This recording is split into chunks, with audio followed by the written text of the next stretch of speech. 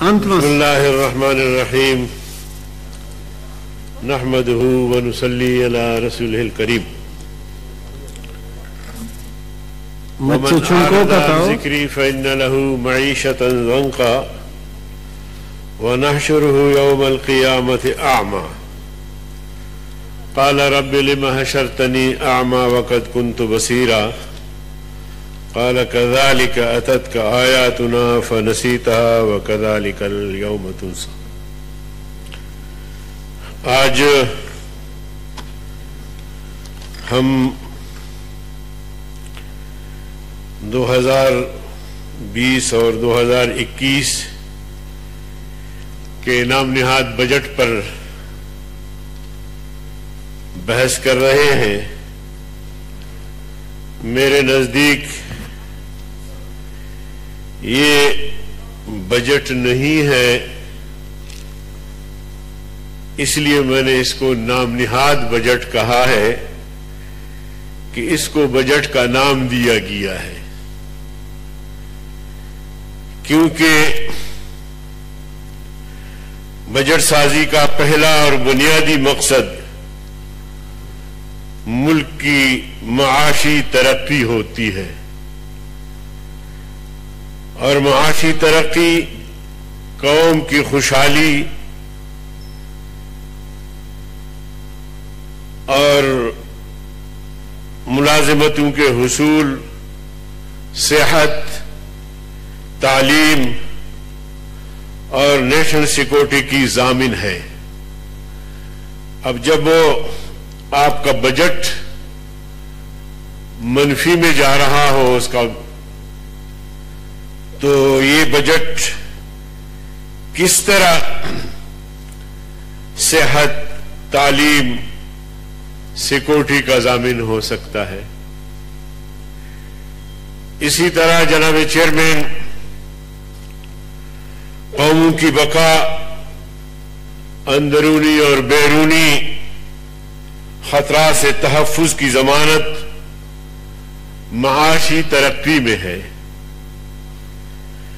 معاشی ترقی کا پیمانہ قومی آمدنی سے شرح نمو میں ظاہر ہوتا ہے، لیکن پاکستان کی تاریخ میں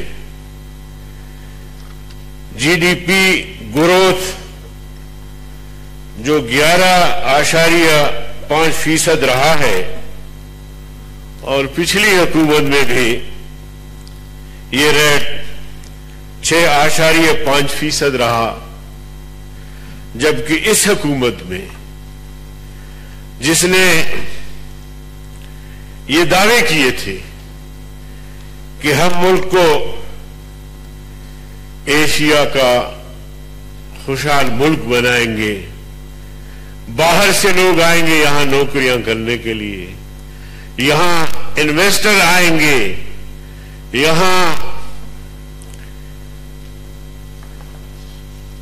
روزگار ملے گا، مگر آپ اس حکومت کی معاشی کارگزاری کا اس سے اندازہ لگا سکتے ہیں کہ گروتھ ریٹ صفر سے بھی نیچے چلا گیا، یعنی 0.38 رہ گیا. اب انہوں نے اس بجٹ میں دعویٰ کیا ہے کہ ہم اس کو 2.1 تک لے جائیں گے، مگر وہ کب لے جائیں گے؟ ماضی میں 2 سال جو گزرے ہیں اس میں جو ان کی کارکردگی صفر رہی ہے، تو پھر مجھے نہیں لگتا کہ یہ دعویٰ بجٹ میں انہوں نے کیا ہے اس کو وہ پورا کر سکیں گے.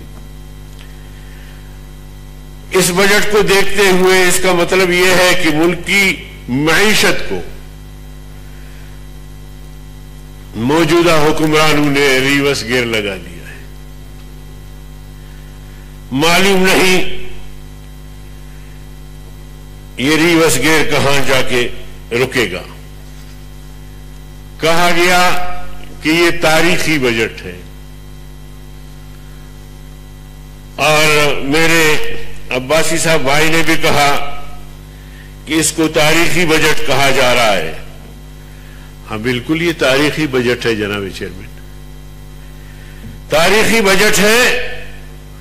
گروتھ ریٹ 0 سے نیچے منفی تک پہنچا. یہ تاریخی بجٹ ہے. یہ اس لیے بھی تاریخی بجٹ ہے کہ ملازمین کی تنخواہوں میں کوئی اضافہ نہیں کیا گیا. یہ تاریخی بجٹ ہے اس لیے کہ پینشنرز کے پینشن میں کوئی اضافہ نہیں کیا گیا. اور میں کیا گنواؤں جناب چیئرمین آپ کو. دسمبر 1919 میں اسٹیٹ بینک کے اعداد و شمار کے مطابق حکومت کی مقرر کردہ ہدف جو 4% تھا پہلے اسے 3% کر دیا گیا. لیکن اسٹیٹ بینک نے کہا کہ یہ بھی حاصل نہیں کر سکیں گے, اس ہدف تک نہیں پہنچ سکیں گے. جبکہ 2002 کے آغاز پر معاشی ماہرین نے یہ خیال ظاہر کیا تھا کہ معیشت کا پہیہ جام ہو چکا ہے. معیشت کا پہیہ جام ہو چکا ہے. اب یہ کورونا سے پہلے کی باتیں میں کر رہا ہوں جناب. یہ اب بھی حکومت نہیں ہے, اپوزیشن ہے. اپوزیشن کی کردار کشی, اپوزیشن کو گالم گلوچ, ان کی پگڑیاں اچھالنا, یہ ان کا کام رہ گیا ہے. کوئی بھی آپ بات کریں گے تو جواب میں گالی آ جائے گا. اس سے اگلی بات یہ کہ اس پر کبھی انہوں نے نہیں سوچا کہ ہم یہ بجٹ بنانے جا رہے ہیں تو اس میں ہم نے کیا صاحب ماسک پہن لیں. اسی طرح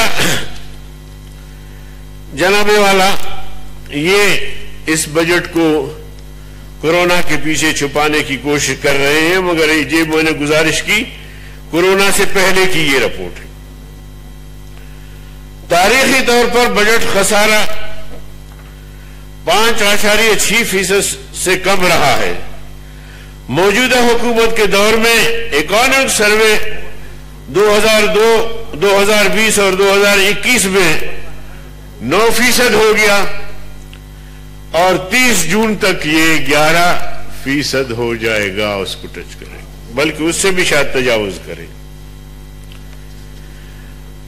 بجٹ خسارے سے متعلق جائزے دسمبر 1919 میں ہی آنا شروع ہو گئے, جو کورونا آیا نہیں تھا. میں کورونا کا اس لیے ذکر کر رہا ہوں کہ یہ بار بار کورونا کے پیچھے چھپنے کی ناکام کوشش کر رہے ہوتے ہیں. تو جب وہ یہ تجزیے, یہ تبصرے, یہ سروے سارے ہمارے نظروں سے گزرتے تھے تو کبھی ان کو خیال نہیں آیا, کبھی یہ سوچا نہیں انہوں نے کہ ہمیں بہتر سے بہتر بجٹ بنانا ہے اور پیش کرنا ہے. موجودہ حکومت کی بجٹ 1920 میں بجٹ خسارے کا ہدف 7% رکھا گیا تھا, جو کہ ماضی کے اعداد و شمار کے مطابق ناقابل قبول تھی. جناب چیئرمین, مزید یہ کہ آئندہ بجٹ میں بھی یہ خسارہ 7% رکھا گیا ہے. اس صورتحال کی بنیادی وجہ یہ ہے کہ اخراجات محدود رکھنے میں ناکامی, ٹیکسوں اور دیگر محصولات کے اہداف پوری کرنے میں ناکامی, شرح سود کی انتہا بلند سطح ہمارے جیسے ملکوں میں 5% سے زیادہ نہیں رہا, مگر یہاں جناب علی آپ دیکھیے کہ کہاں تک پہنچایا انہوں نے. ہم تو روز اول سے کہہ رہے ہیں کہ سود کو معیشت سے ختم کرو, مگر یہ نہیں کر پا رہے. کمرشل قرضوں پر انحصار. اب جناب والا انہوں نے جب حکومت سنبھالی اور اس کے بعد مسلسل جو ملک کے قیمتی اثاثے ہیں ان کو بیچنے کا معاملہ شروع کیا. ریلوے کے حوالے سے, اسٹیل مل کے حوالے سے قیمتی اثاثے بیچ کر قرضے لے کر بجٹ بنانے کی کوشش کرتے ہیں، مگر یہ قرضے پھر پچھلے دنوں میں ایک سروے رپورٹ دیکھ رہا تھا، اس میں یہ تھا کہ جو قرضے پہلے سے ہے ان قرضوں کے لیے مزید قرضے لو اور ان کو ادا کرو تو ان کا سود الگ ان پر، اور یہ جو قرضے ہیں جن کی ادائیگی ہو رہی ہے ان کا سود الگ. تو سمجھ میں نہیں آتا کہ یہ جو ان کو مشورہ دینے والے ہیں یا جو ان کے مشوروں پر عمل کرنے والے ہیں، پہلے تو IMF کی بات کرتے تھے کہ ہم ان کے پاس کبھی نہیں جائیں گے، کبھی کشکول نہیں پھرائیں گے. اسٹیٹ بینک میں بھی IMF کو بٹھایا، FBR میں بھی IMF کو بٹھایا، اور جناب علی فائنانس کا مشیر بھی IMF. اور IMF جو ان کو پڑھائے، جو ان کو بجٹ بنا کے دے، اسی کو لا کے وہ پیش کرتے ہیں. تو جناب والا اسی طرح زرعی اور صنعتی شعبوں میں ناقص منصوبہ بندی اور حکومت کا عوام کے سامنے گرتا ہوا اعتماد، یہ ہم سب کے سامنے ہے. انویسٹر کان پکڑ کے بھاگ رہے ہیں کہ ہم تو سمجھتے تھے کہ جناب والا عمران خان صاحب آسمان سے تارے اتاریں گے، مگر ہماری حالت یہ ہو گئی ہے کہ اس شعبے کے لیے ہر کوئی منسٹر ہے، ہر کوئی تنگ کر رہا ہوتا ہے.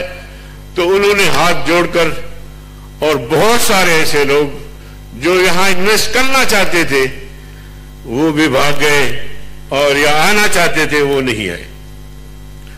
بجٹ کا تیسرا مقصد پرائیویٹ سیکٹر کو اعتماد مہیا کرنا تاکہ معیشت کی ترقی میں فعال کردار ادا کر سکے. پرائیویٹ سیکٹر میں آئیے بتائیں کہ انہوں نے آج تک کیا کیا ہے. آج تک پاکستان کے وہ لوگ جو صنعت کار ہیں، جو زمیندار ہیں، جو کماتے ہیں، چھوٹے چھوٹے ان کی صنعتیں ہیں، اس حوالے سے انہوں نے کیا کردار ادا کیا ہے، اور کردار ادا کر رہے ہوتے تو شاید یہ صورتحال پیدا نہ ہوتی. ٹیکس اور دیگر زرعی و صنعتی پالیسیوں کا اندازہ زرعی و صنعتی شعبوں میں گرتی ہوئی شرح نمو سے لگایا جا سکتا ہے. اس حکومت نے زراعت اور صنعت کو، جو کہ ہماری معیشت کی ریڑھ کی ہڈی اور بنیاد ہے، ان کو بیمار کر دیا ہے. جناب چیئرمین، دسمبر 2017 میں کل قومی قرضہ 23 ٹریلین روپے تھا، جو بڑھ کر 1919 میں 34 ٹریلین ہو گیا، یعنی 2 سال میں 11 ٹریلین کا اضافہ ہو گیا. جو قرضہ 72 سالوں میں لیا گیا اس کا 1/3 قرضہ 2 سال میں لیا گیا. جناب والا، اس سے آپ اندازہ لگا سکتے ہیں کہ پاکستان کی معیشت کہاں کھڑی ہے. جی مولانا صاحب، ابھی تو آغاز ہے.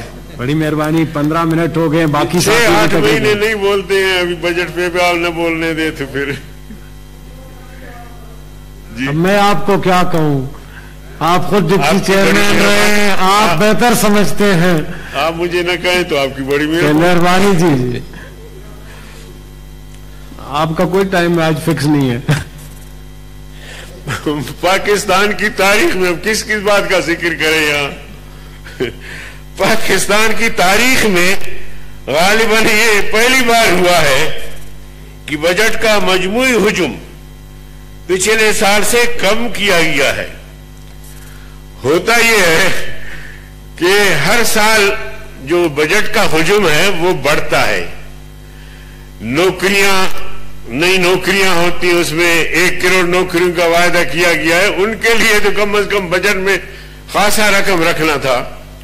اور اسی طرح 50 لاکھ گھر بنا کے دینے کا وعدہ کیا تھا, اس کے لیے خاصی رقم ہونی چاہیے تھی. مگر ہوا یہ کہ جناب والا پہلے سال سے بھی کم وہ رکھا گیا.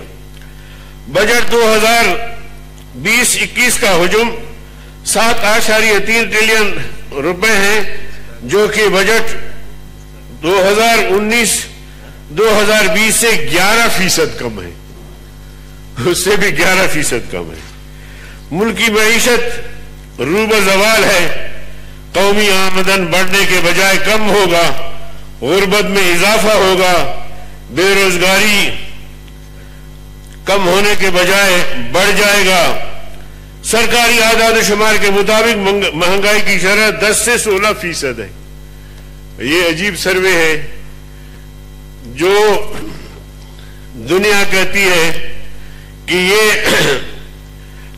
جو مہنگائی ہے وہ 100% سے بھی زیادہ ہو گیا ہے. اگر جو لوگ خود جا کے چیزیں خریدتے ہیں, مجھ جیسا آدمی, تو ان کو پتا ہوتا ہے کہ مہنگائی کتنی بڑھی ہے. اور اس سے جناب والا مہنگائی کا ایسا طوفان آئے گا کہ غریب کا جینا جو ہے وہ مشکل ہو جائے گا. بڑی مہربانی مولانا. میں تھوڑا سا ٹائم لوں گا آپ کا. ویسے تو پورا کتاب ہے. نہیں جی بڑی مہربانی مولانا صاحب, جلدی کریں. جی ذرا 18 فروری 2020 کو سینٹ کی کمیٹی کو دی گئی حکومت کی جانب سے بریفنگ میں کمیٹی برائے توانائی کو بتایا گیا کہ ماہانہ گردشی قرضے 12 ارب سے 14 ارب تک بڑھ رہے ہیں. اس سال گردشی قرضے 134 ارب روپے کا اضافہ ہوگا. جناب والا, یہ کیا ہم ملک چلا رہے ہیں؟ یہ ہمیں ہماری صلاحیتیں اور یہ مالیاتی اداروں سے جس طرح ہم بے درخت قرضے لے رہے ہیں, حکمرانوں نے جس طرح کورونا پر سیاست کی, اسی طرح وبا کے پیچھے انہوں نے ایسے معاملات کو چھیڑا جس کی ریاست متحمل نہیں ہو سکتی.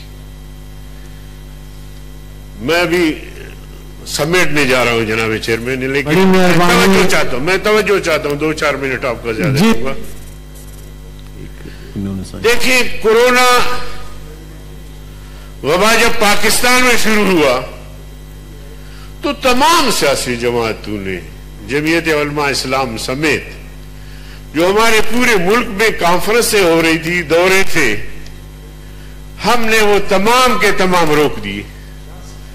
اپنے آئینی دستوری اجلاسات روک لیے اور حکومت کے ساتھ تعاون کا اعلان کیا. بلکہ ہم نے ہر ضلع میں اپنے رضاکاروں کو کہا کہ آپ ڈپٹی کمشنر سے ملیں اور ان سے پوچھیں کہ ہمارے لیے کیا تعاون ہے. مالی تعاون, لوگوں سے چندے وصول کیے اور لوگوں تک پہنچانے کی کوشش کی. مگر جناب والا, انہوں نے کیا کیا؟ انہوں نے اس کورونا کے آڑ میں کہ جب خاموش ہے پوری قوم, سیاسی سرگرمیاں معطل ہیں, تمام سیاسی جماعتیں حکومت کے ساتھ تعاون کر رہی ہیں, تو انہوں نے اقلیتی کمیشن جو اقلیتوں کے امور کی نگرانی کرتی ہے, وہ کمیشن, اس میں قادیانیوں کو شامل کیا گیا. پہلے جب حکومت بن رہی تھی ان کی اقتصادی کونسل میں میاں عاطف کو شامل کیا, اور پھر یہاں آ کے انہوں نے کوئی 6 ممبر لیے قادیانیوں کے.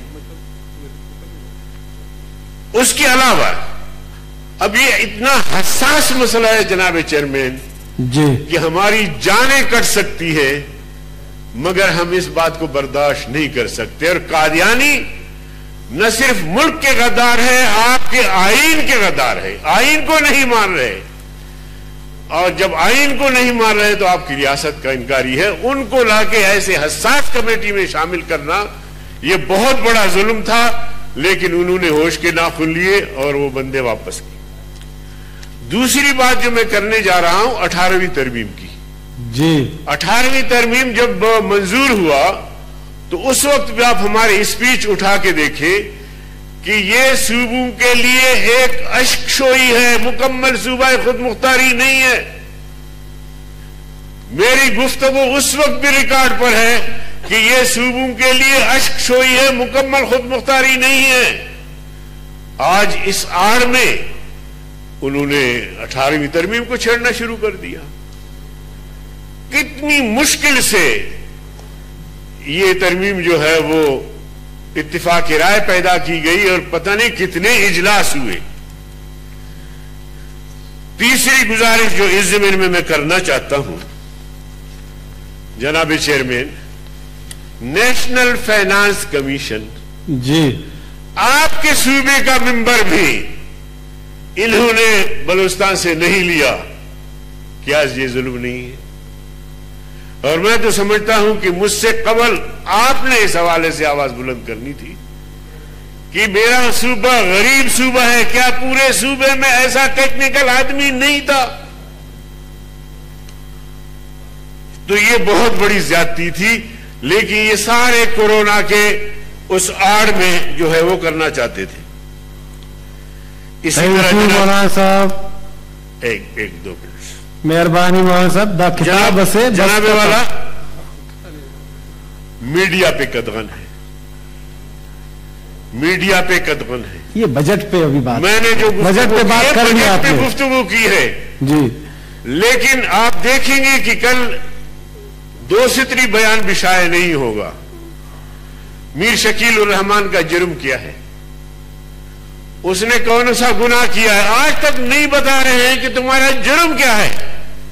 پاکستان کا شہری ہے، پاکستان کو اس گروپ نے بہت کچھ دیا ہے، لیکن کسی فرد کی ناراضی کی وجہ سے وہ آج پابند سلاسل ہے۔ میں اس کی شدید مذمت تھینک یو۔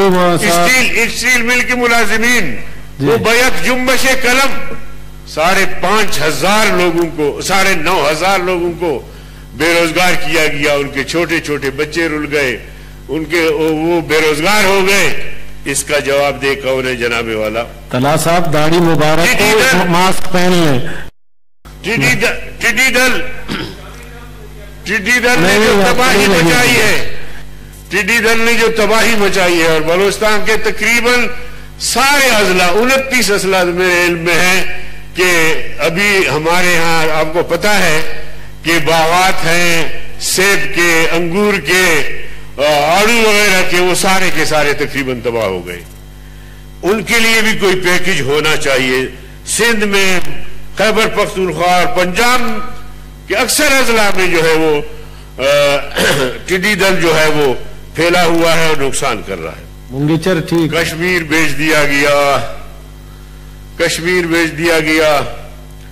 اب کشمیر کے لیے صرف رونا رونے سے اور کچھ نہیں ہو رہا۔ اب ان کی ذمہ داری ہے کہ کشمیر کا مسئلہ حل کریں، کشمیر کا مسئلہ حل کریں۔ تھینک یو سینیٹر صاحب۔ میں ابھی 1 منٹ دیتا ہوں آپ کو۔ جناب چیئرمین، میں آپ سے پوچھنا چاہتا ہوں، چلو ان سے نہیں پوچھتا، وہ ناراض ہو جاتے ہیں۔ عام طور پہ آپ بھی مجھے روکتے ہیں اور وہ بھی مجھے بولنے نہیں دیتے، ابھی بھی روکا، لیکن میں ان سے پوچھنا چاہتا ہوں کہ یہ 2 سال میں جو ان کی کارکردگی ہے تھوڑا سا تو ہمیں بتائیں۔ بلوچستان میں انہوں نے کتنی یونیورسٹیاں کھولی ہیں، کتنے ہیلتھ کے مراکز بنائے ہیں، اور اسی طرح کتنے کالجز بنائے ہیں، کتنی سڑکیں بنائے ہیں، سی پیک کا کیا بنا، موٹر وے کا کیا بنا، کتنے موٹر وے بنائے۔ 2 سال میں بھی اگر یہ پیش رفت نہیں کر سکتے تو میں تو کہتا ہوں کہ خدا را پھر یہ قوم کی جان چھوڑے اور آرام سے استعفیٰ دے کر چلے جائیں، کیونکہ ان کی صلاحیتیں سامنے آ گئی ہیں۔ اور ایک ہے ان کا बड़ा जो कुछ कहता है यानी इमरान खान साहब वही कुछ चलता है। इस बेचारे का भी कुछ नहीं चलता। चाहता होगा कि कुछ हो जाए मुल्क में, कॉलेजेस बने खैबर पख्तूनख्वा में, यूनिवर्सिटियां बने, कोई हेल्थ के मराकज बने।